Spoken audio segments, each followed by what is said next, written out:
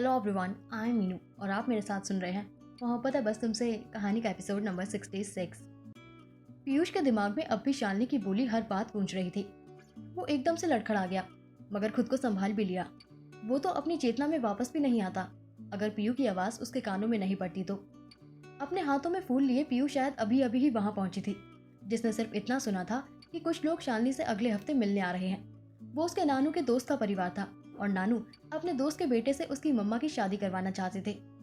उसने पीयूष की तरफ देखा, जो ना जाने कहाँ खोया था। उसने पीयूष का हाथ पकड़कर खींचा तो पीयूष उसे देखने लगा। इतनी जल्दी आप टेंशन में आ गए? अभी थोड़ी ना वो लोग आ रहे हैं, जब आएंगे तब देख लेंगे। उसने जिस बेपरवाही से कहा था, पीयूष उसे देखने लगा, मगर वो उसे पूरी तरीके से इग्नोर करती अंदर शालिनी को पुकारते हुए बढ़ गई। मम्मा देखो, पीयू फ्लावर्स ले आई।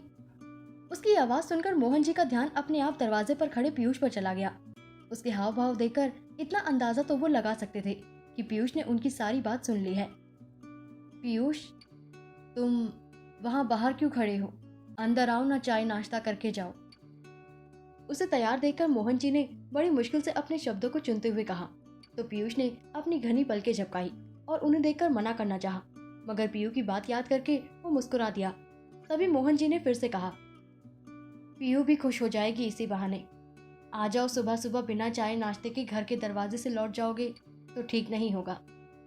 मोहन जी का इशारा कहीं ना कहीं शालिनी की तरफ था, मगर उनकी बात सुनकर किचन में उपमा बनाती शालिनी चिढ़ गई। तभी उसने उपमा देखा और उसके चेहरे पर एक शैतानी मुस्कुराहट आ गई।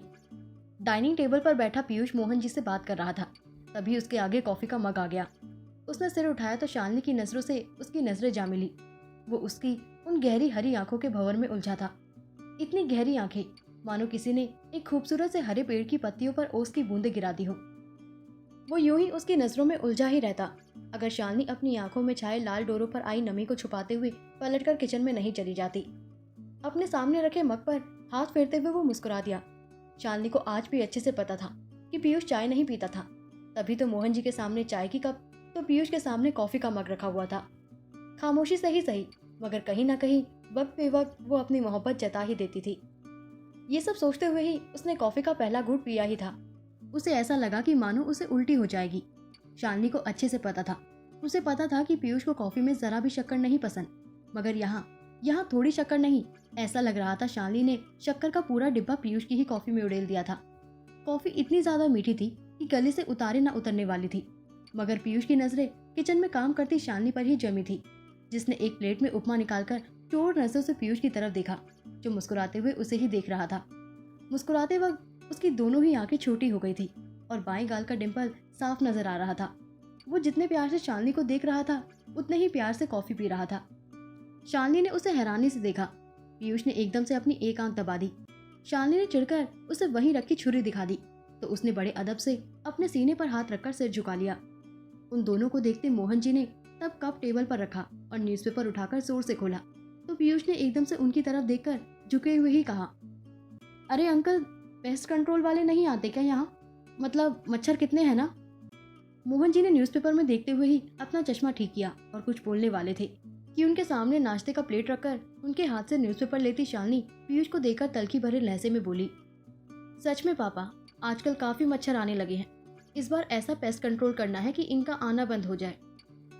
मोहन जी ने सिर हिला दिया और उठते हुए बोले, मैं गार्डन में जा रहा हूँ शालू, पौधों को पानी भी दे दूंगा और थोड़ी धूप भी ले लूंगा।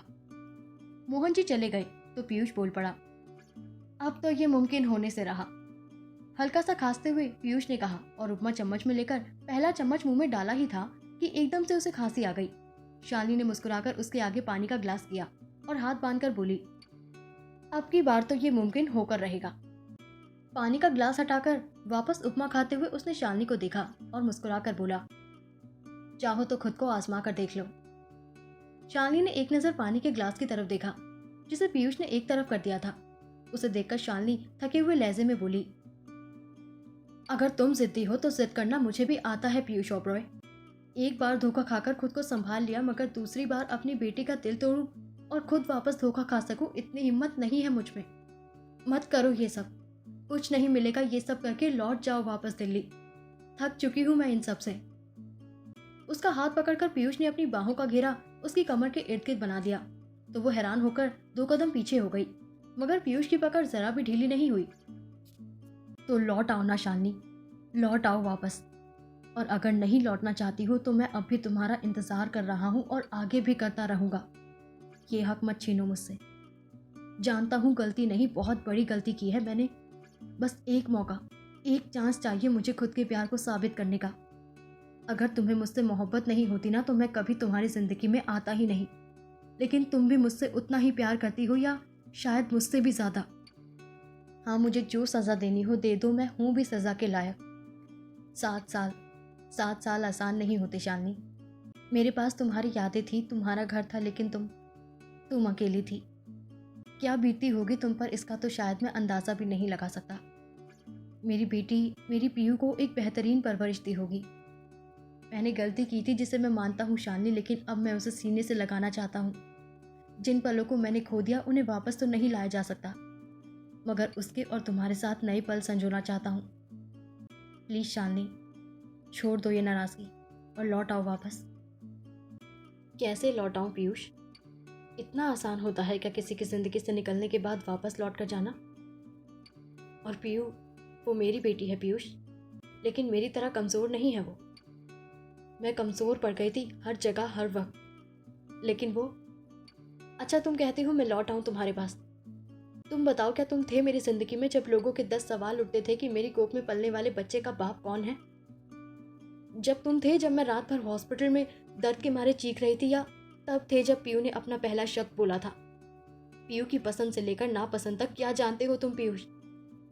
पीयू कब कमजोर पड़ती है, कब वो अपने लिए लड़ सकती है, तुम जानते हो?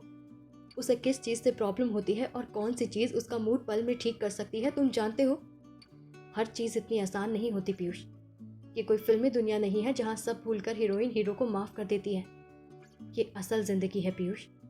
बेहतर यही होगा कि तुम ये फिजूल की कोशिशें बंद करो, इसी में सबकी भलाई है। इनका कुछ मतलब नहीं होगा, सिर्फ तुम्हें तकलीफ होगी बस। अब छोड़ो मुझे, पीयू नहा कर आती होगी। उससे अपना हाथ छुड़ाकर उसके वहां अपने कमर से दूर हटाकर वो वहीं से पीयूष का प्लेट उठाए किचन में चली गई। तो पीयूष की हिम्मत ही नहीं हुई वहां कुछ और देर ठहरने की।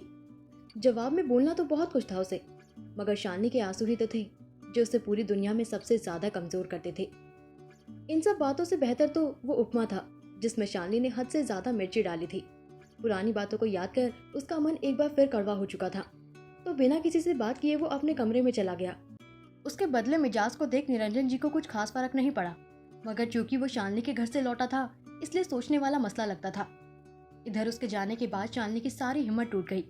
दरवाजा बंद करके उधर ही दरवाजे से सटक कर वो बैठी दरवाजे से सिर टिकाए फूट फूट कर रो पड़ी। अपने मुंह को दबाए आंसुओं को रोकने की वो बस नाकाम सी कोशिश मात्र कर रही थी। आसान थोड़े ही थे 7 साल। 7 सालों में वो जिस जिंदगी को जी चुकी थी, आज एक बार फिर वो उसे मुंह चिढ़ाती आंखों के आगे घूम रही थी, जिनमें कुछ खूबसूरत पल भी थे तो कुछ ऐसे पल जब शालिनी ने खुद को लड़ने के लिए फिर से खड़ा किया। शालिनी खोई हुई वापस बीते सालों के बारे में सोच रही थी कि बाथरूम में से पानी बंद होने की आवाज आई। पीयू के आने का अंदाजा लगते ही वो जल्दी से अपनी जगह से उठी और अपने आंसुओं को बड़ी बेदर्दी से पोंछ दिया।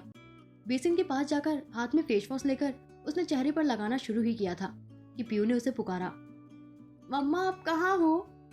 बड़ी मुश्किल से अपने रुंधे गले से उसने पीयू से कहा, हाँ बच्चा, आप स्कूल ड्रेस पहनना शुरू करो, मम्मा फेस वॉश करके अभी आती है। उसे अच्छे से पता था कि पीयू अगर उसके आंसुओं को देख लेती है तो वो उस इंसान से नफरत करने लगती है जो उन आंसुओं की वजह हो। और जाने अनजाने ही सही, शालिनी कभी भी नहीं चाहती थी कि पीयू पीयूष से नफरत करे। एक हफ्ते बाद पीयूष अपने कमरे की बालकनी में खड़ा सिगरेट के लंबे कश ले रहा था, तभी उसके कमरे का दरवाजा नॉक हुआ। सिगरेट को जल्दी से बुझाकर डस्टबिन के हवाले करके वो दरवाजे की तरफ बढ़ा कि दरवाजे के उस पार खड़ी पीयू ने दरवाजा पीटना और चिल्लाना शुरू कर दिया था।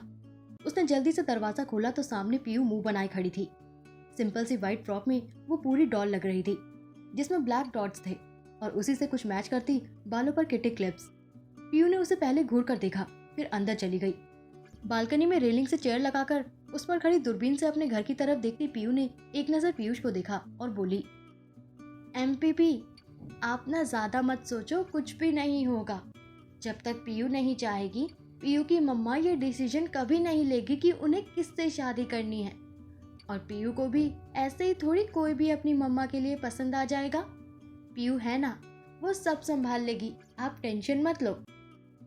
पीयूष ने सिर हिला दिया और बड़बड़ा दिया, पीयू है इसी बात की तो टेंशन है, ना जाने क्या हंगामा होगा आज। तभी शालिनी के घर के सामने एक गाड़ी आकर रुक गई। उसे देखकर पीयूष ने पीयू को देखा, जिसके चेहरे पर शैतानी मुस्कुराहट आ गई थी। चलिए एमपीपी, हमें एंट्री करनी पड़ेगी। मम्मा से पीयू कहकर आई है कि पीयू पार्टनर को बुलाने जा रही है।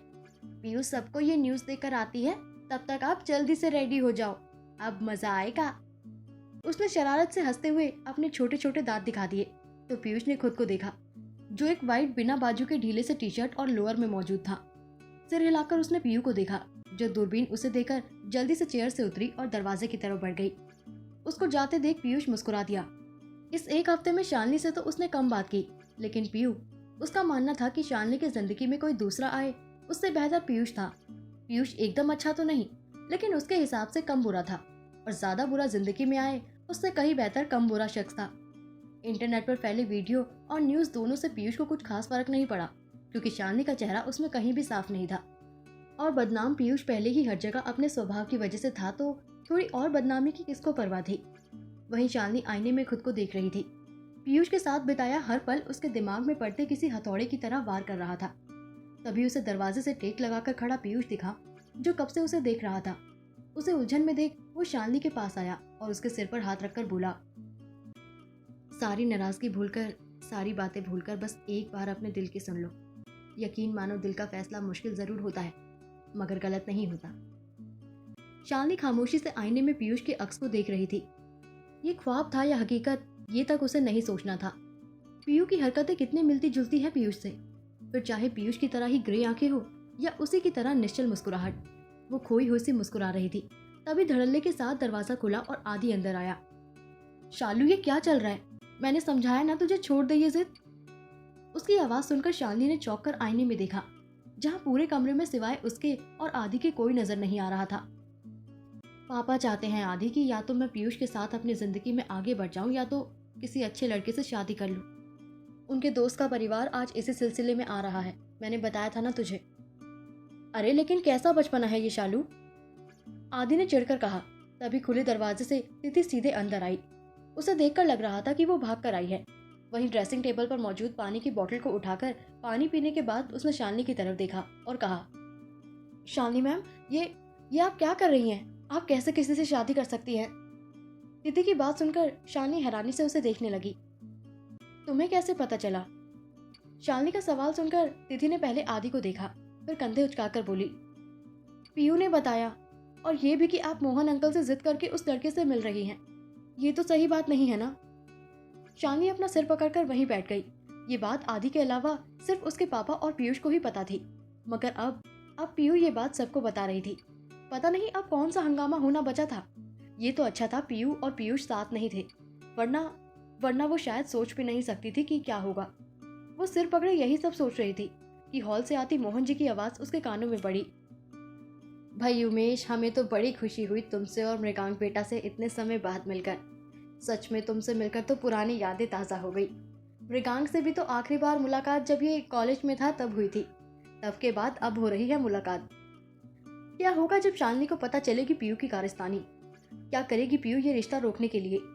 पीयूष और पीयू दोनों ही कैसे मिलेंगे उस लड़के से जो शालिनी से मिलने आएगा?